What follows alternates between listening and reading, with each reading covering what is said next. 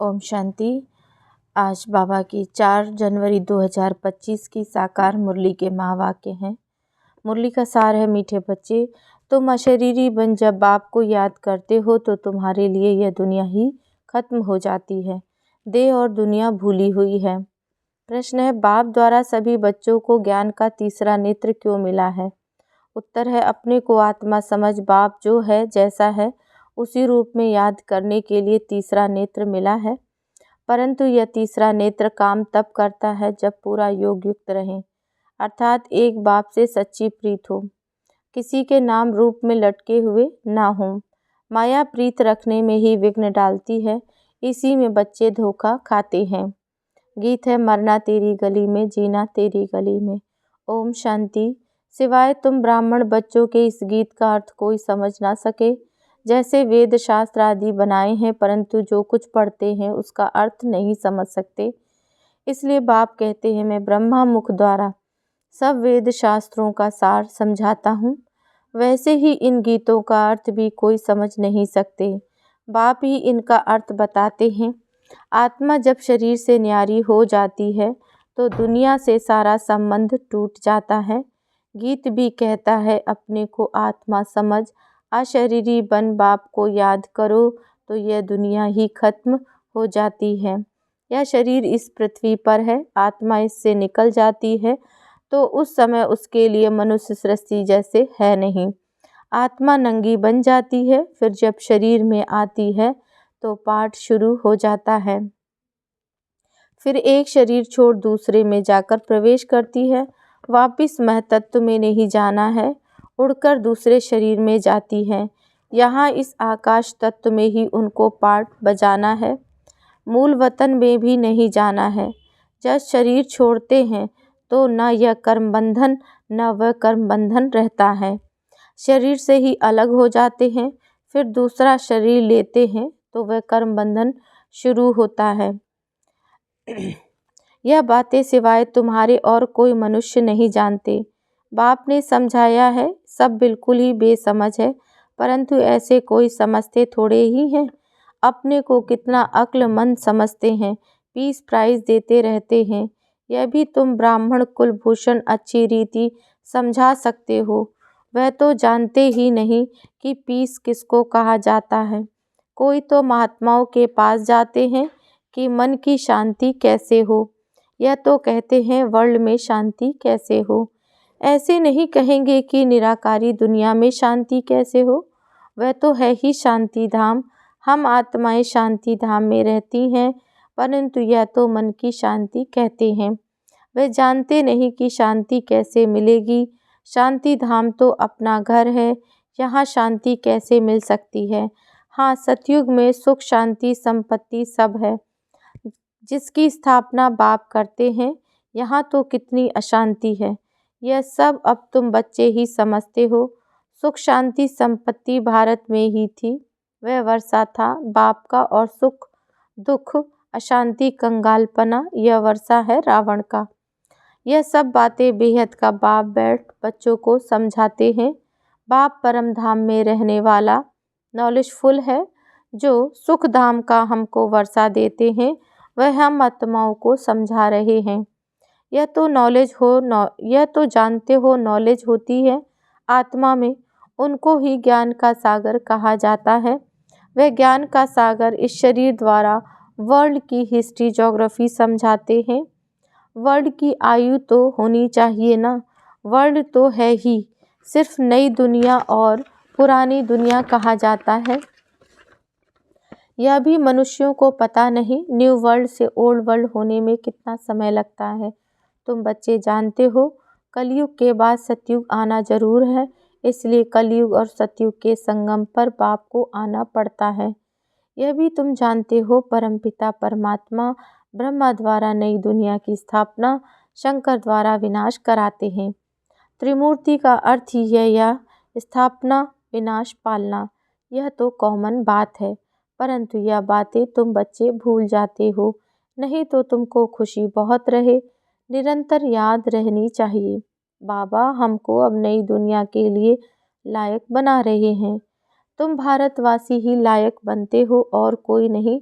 हाँ, जो और धर्मों में कन्वर्ट हो गए हैं वे आ सकते हैं, फिर इनमें कन्वर्ट हो जाएंगे जैसे उसमें सोए थे। यह सारी नॉलेज तुम्हारी बुद्धि में है। मनुष्यों को समझाना है यह पुरानी दुनिया अब बदलती है। महाभारत लड़ाई भी जरूर लगनी है। इस समय ही बाबा आकर राजयोग सिखलाते हैं। जो राजयोग सीखते हैं वे नई दुनिया में चले जाएंगे। तुम सबको समझा सकते हो कि ऊंच ते ऊंच है भगवान, फिर ब्रह्मा विष्णु शंकर, फिर आओ यहाँ। मुख्य है जगत अम्बा और जगत पिता। बाप आते भी यहाँ हैं ब्रह्मा के तन में। प्रजापिता ब्रह्मा तो यहाँ है ना। ब्रह्मा द्वारा स्थापना सूक्ष्म वतन में तो नहीं होगी, यहाँ ही होती है। यह व्यक्त से अव्यक्त बन जाते हैं। यह राजयोग सीख फिर विष्णु के 2 रूप बनते हैं। वर्ल्ड की हिस्ट्री ज्योग्राफी समझनी चाहिए। मनुष्य ही समझेंगे, वर्ल्ड का मालिक ही वर्ल्ड की हिस्ट्री ज्योग्राफी समझा सकते हैं। वह नॉलेज पुनर्जन्म रहित है। यह नॉलेज किसकी बुद्धि में नहीं है, परखने की भी बुद्धि चाहिए। कुछ बुद्धि में बैठता है या ऐसे ही नब्ज देखनी चाहिए। एक अजमल खां नामी ग्रामी वैद्य होकर गया। कहते हैं देखने से ही उसको बीमारी का पता पड़ जाता था। अब तुम बच्चों को भी समझना चाहिए कि यह लायक है या नहीं। बाप ने बच्चों को ज्ञान का तीसरा नेत्र दिया है जिससे तुम अपने को आत्मा समझ बाप जो है जैसा है उसको उस रूप में याद करते हो, परंतु ऐसी बुद्धि उनकी होगी जो पूरा योगयुक्त होंगे, जिनकी बाप से प्रीत होगी। सब तो नहीं है ना, 1-2 के नाम रूप में लटक पड़ते हैं। बाप कहते हैं प्रीत तो मेरे साथ लगाओ। माया ऐसी है जो प्रीत रखने नहीं देती। माया भी देखती है, हमारा ग्राहक जाता है तो एकदम नाक कान से पकड़ लेती है। फिर जब धोखा खाते हैं तब समझते हैं माया से धोखा खाया। माया जीत जगत जीत बन नहीं सकेंगे, ऊंच पद पा नहीं सकेंगे। इसमें ही मेहनत है। श्रीमत कहती है मामेकम याद करो तो तुम्हारी जो पतित बुद्धि है वह पावन बन जाएगी। परंतु कईयों को बड़ा मुश्किल लगता है। इसमें सब्जेक्ट एक ही है, अल्फ और बे, बस 2 अक्षर भी याद नहीं कर सकते। बाबा कहे अल्फ को याद करो, फिर अपनी देह दूसरे की देह को याद करते रहते हैं। बाबा कहते हैं देह को देखते हुए भी तुम मुझे याद करो। आत्मा को अब तीसरा नेत्र मिला है मुझे देखने समझने का, उससे काम लो। तुम बच्चे अभी त्रिनेत्री त्रिकालदर्शी बनते हो, परंतु त्रिकालदर्शी भी नंबरवार हैं। नॉलेज धारण करना कोई मुश्किल नहीं है, बहुत ही अच्छा समझते हैं, परंतु योग बल कम है। देही अभिमानीपना बहुत कम है। थोड़ी बात में क्रोध गुस्सा आ जाता है, गिरते रहते हैं, उठते हैं गिरते हैं, आज उठे कल फिर गिर पड़ते हैं। देह अभिमान मुख्य है, फिर और विकार लोभ मोह आदि में फंस पड़ते हैं। देह में भी मोह रहता है, माताओं में मोह जास्ती होता है। अब बाप उससे छुड़ाते हैं। तुमको बेहद का बाप मिला है, फिर मोह क्यों रखते हो। उस समय शक्ल बातचीत ही बंदर मिसल हो जाती है। बाप कहते हैं नष्ट मुहा बन जाओ, निरंतर मुझे याद करो। पापों का बोझा सिर पर बहुत है, वह कैसे उतरे, परंतु माया ऐसी है याद करने नहीं देती। बल कितना भी माथा मारो घड़ी घड़ी बुद्धि को उड़ा देती है। कितनी कोशिश करते हैं हम मोस्ट विलिबेंट बाबा की ही महिमा करते रहें, बाबा बस आपके पास आए कि आए, परंतु फिर भी भूल जाते हैं, बुद्धि और तरफ चली जाती है। यह नंबर 1 में जाने वाला भी पुरुषार्थी है। बच्चों की बुद्धि में यह याद रहना चाहिए कि हम गॉड फादरली स्टूडेंट हैं।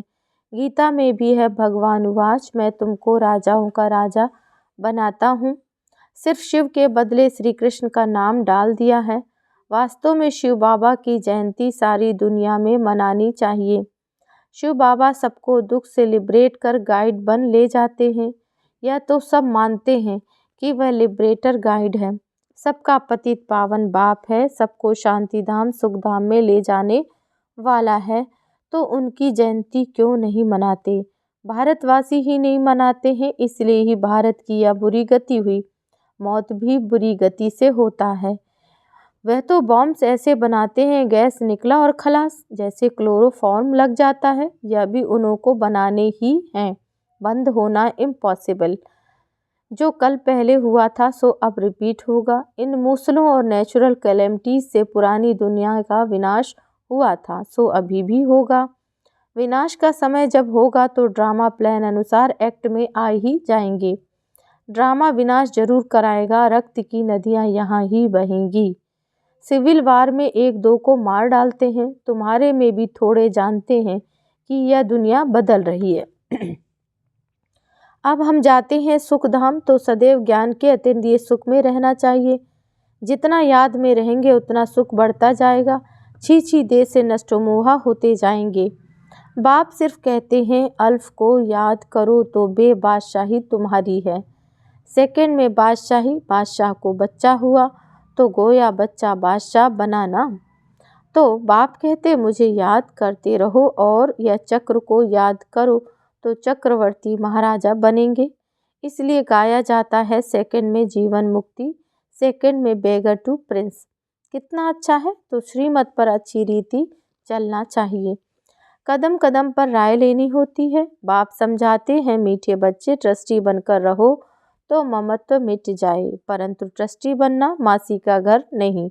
यह खुद ट्रस्टी बने, बच्चों को भी ट्रस्टी बनाते हैं। यह कुछ भी लेते हैं क्या? कहते हैं तुम ट्रस्टी होकर संभालो। ट्रस्टी बने तो फिर ममत्व मिट जाता है। कहते भी हैं ईश्वर का सब कुछ दिया हुआ है, फिर कुछ नुकसान पड़ता है या कोई मर जाता है तो बीमार हो पड़ते हैं, मिलता है तो खुशी होती है। जबकि कहते हो ईश्वर का दिया हुआ है तो फिर मरने पर रोने की क्या दरकार है। परंतु माया कम नहीं, मासी का घर थोड़े ही है। इस समय बाप कहते हैं तुमने हमको बुलाया है इस पतित दुनिया में, हम नहीं रहना चाहते, हमको पावन दुनिया में ले चलो, साथ ले चलो। परंतु इसका अर्थ भी समझते नहीं। पतित पावन आएगा तो जरूर शरीर खत्म होंगे ना, तब तो आत्माओं को ले जाएंगे। तो ऐसे बाप के साथ प्रीत बुद्धि होनी चाहिए। एक से ही लव रखना है, उनको ही याद करना है। माया के तूफान तो आएंगे, कर्मेंद्रियों से कोई विकर्म नहीं करना चाहिए। वह बेकायदे हो जाता है। बाप कहते हैं मैं आकर इस शरीर का आधार लेता हूँ। यह इनका शरीर है ना, तुमको याद बाप को करना है। तुम जानते हो ब्रह्मा भी बाबा, शिव भी बाबा। विष्णु और शंकर को बाबा नहीं कहेंगे। शिव है निराकार बाप, प्रजापिता ब्रह्मा है साकारी बाप। अब तुम साकार द्वारा निराकार बाप से वर्षा ले रहे हो। दादा इनमें प्रवेश करते हैं, तब कहते हैं दादे का वर्षा बाप द्वारा हम लेते हैं। दादा यानी ग्रैंडफादर निराकार, बाप है साकार। यह वंडरफुल नई बातें हैं। त्रिमूर्ति दिखाते हैं परंतु समझते नहीं। शिव को ही उड़ा दिया है। बाप कितनी अच्छी अच्छी बातें समझाते हैं, तो खुशी रहनी चाहिए। हम स्टूडेंट हैं, बाबा हमारा बाप टीचर सदगुरु है। अभी तुम वर्ल्ड की हिस्ट्री ज्योग्राफी बेहद के बाप से सुन रहे हो, फिर औरों को सुनाते हो। यह 5000 वर्ष का चक्र है। कॉलेज के बच्चों को वर्ल्ड की हिस्ट्री ज्योग्राफी समझानी चाहिए। 84 जन्मों की सीढ़ी क्या है, भारत की चढ़ती कला और उतरती कला कैसे होती है, यह समझाना है। सेकंड में भारत स्वर्ग बन जाता है, फिर 84 जन्मों में भारत नरक बनता है। यह तो बहुत ही सहज समझने की बातें हैं। भारत गोल्डन एज से आयरन एज में कैसे आया, यह तो भारतवासियों को समझना चाहिए। टीचर्स को भी समझाना चाहिए। वह है जिस्मानी नॉलेज, यह है रूहानी नॉलेज। वह मनुष्य देते हैं, यह गॉड फादर देते हैं। वह है मनुष्य सृष्टि का बीज रूप, तो उनके पास मनुष्य सृष्टि की ही नॉलेज होगी। अच्छा, मीठे मीठे सिकिल्दे बच्चों प्रति माता पिता बाप दादा का याद प्यार और गुड मॉर्निंग। रूहानी बाप की रूहानी बच्चों को नमस्ते। हम रूहानी बच्चों की रूहानी बाप दादा को याद प्यार नमस्ते। ओम शांति। धारणा के लिए मुख्य सार है। पहली पॉइंट, इस छीछी देह से पूरा नष्टोमोहन ज्ञान के अतीन्द्रिय सुख में रहना है।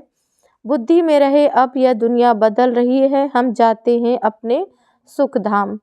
दूसरा पॉइंट है, ट्रस्टी बनकर सब कुछ संभालते हुए अपना ममत्व मिटा देना है। एक बाप से सच्ची प्रीत रखनी है। कर्मेंद्रियों से कभी भी कोई विकर्म नहीं करना है। वरदान है, ब्रह्मा बाप समान श्रेष्ठ ते श्रेष्ठ तस्वीर बनाने वाले परोपकारी भव।